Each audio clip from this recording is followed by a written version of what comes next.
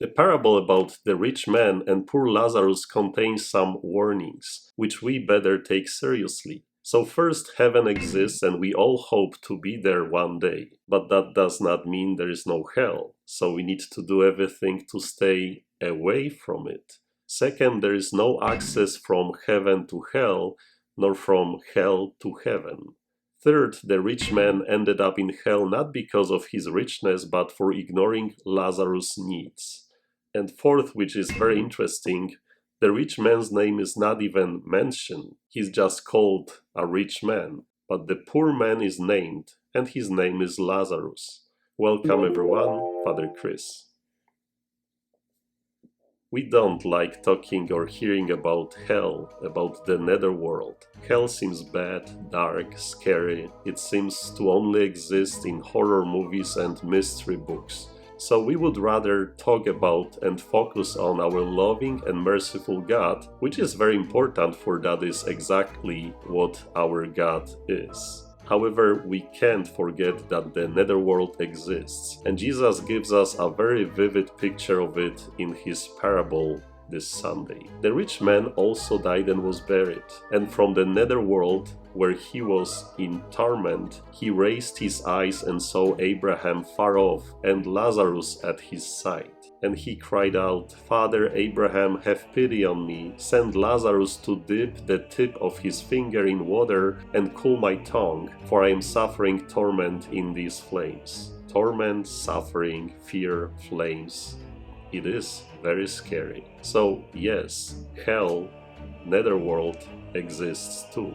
And we read about a rich man who was in that torment, who was suffering terribly and wanted Lazarus, who was in heaven, to come over and give him some water to ease his terrible sufferings. However, Abraham said, "Between us and you a great chasm is established to prevent anyone from crossing who might wish to go from our side to yours and from your side to ours." So we are learning here that nobody from heaven has access to the netherworld, but at the same time, no one from hell would be able to enter into heaven. There is a great chasm established to prevent anyone from crossing who might wish to go from our side to yours or from your side to ours.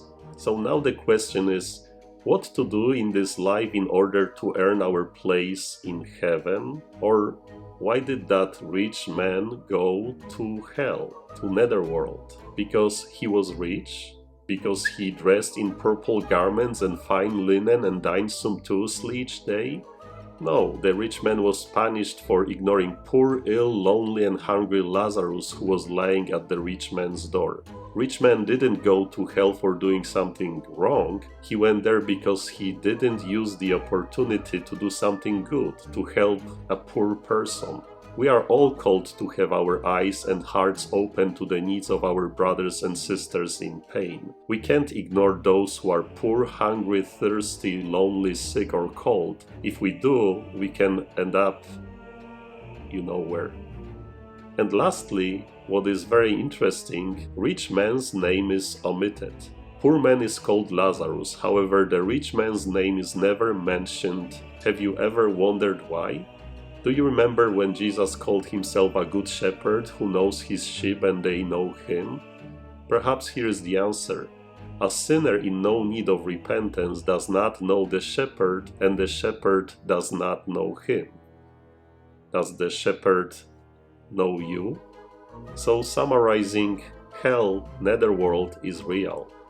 Saints in heaven can no longer help those who are suffering in the netherworld.